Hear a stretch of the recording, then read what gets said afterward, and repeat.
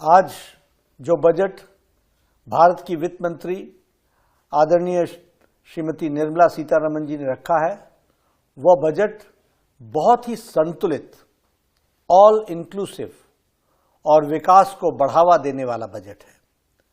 यह बजट विकसित भारत के संकल्प को गति देने वाला बजट है।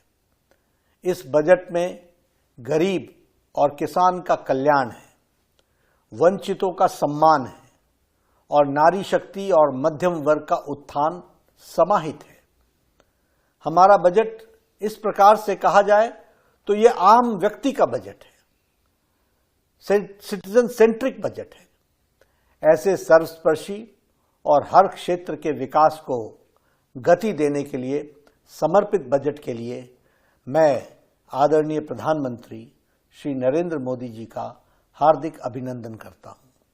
वित्त मंत्री श्रीमती निर्मला सीतारमण जी एवं उनकी पूरी टीम को अपने पार्टी के करोड़ों करोड़ों कार्यकर्ताओं की ओर से हार्दिक बधाई देता हूं। सशक्त नेतृत्व ही विकसित भारत को आकार दे रहा है। प्रधानमंत्री नरेंद्र मोदी जी के कुशल नेतृत्व में देश विकसित भारत की यात्रा का साक्षी बन रहा है। पिछले 10 वर्षों में प्रधानमंत्री जी ने अथक परिश्रम के साथ लगभग 25 करोड़ लोगों को गरीबी की रेखा से बाहर निकाला है।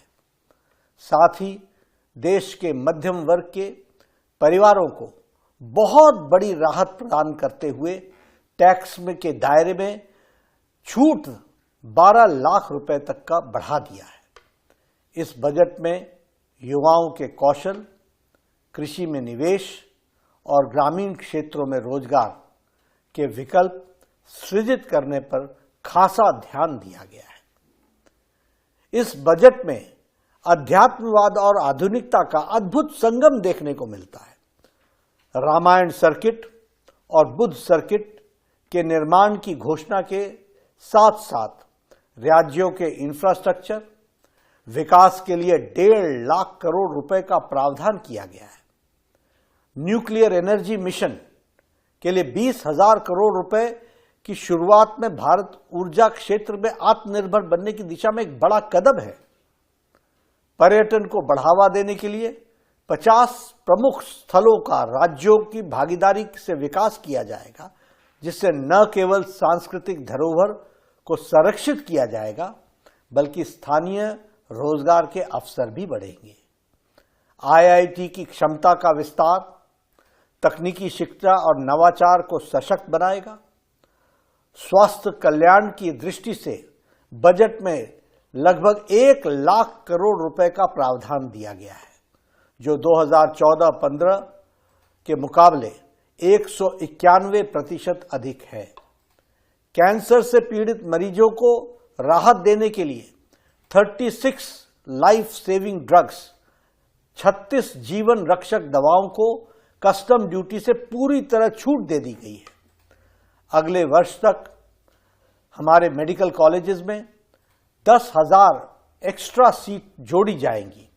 इस तरह हम प्रधानमंत्री जी के 5 सालों के 75,000 मेडिकल सीट्स जोड़ने के संकल्प को पूरा करने में अग्रसर है। बिहार के किसानों के लिए मखाना बोर्ड की स्थापना और देश में दालों के उत्पादन को बढ़ाने पर विशेष ध्यान दिया गया है, जिससे कृषि क्षेत्र में नई मजबूती मिलेगी। लघु उद्योगों को और स्टार्टअप को बढ़ावा देने के लिए स्टार्टअप लोन की सीमा को 10 करोड़ से बढ़ाकर 20 करोड़ रुपए तक कर दी गई है, जो नए उद्यमियों और युवाओं के लिए सुनहरे अवसर प्रदान करेगा। इस बजट में विकास भी और विरासत भी संरक्षित हुई है। बजट का फोकस आत्मनिर्भर भारत के संकल्प को साकार कर रहा है, भारत को वैश्विक आर्थिक स्थिति और आर्थिक शक्ति के रूप में स्थापित कर रहा है। This is the golden era of development and of reforms. विकास का गोल्डन एरा यानी स्वर्णिम युग है।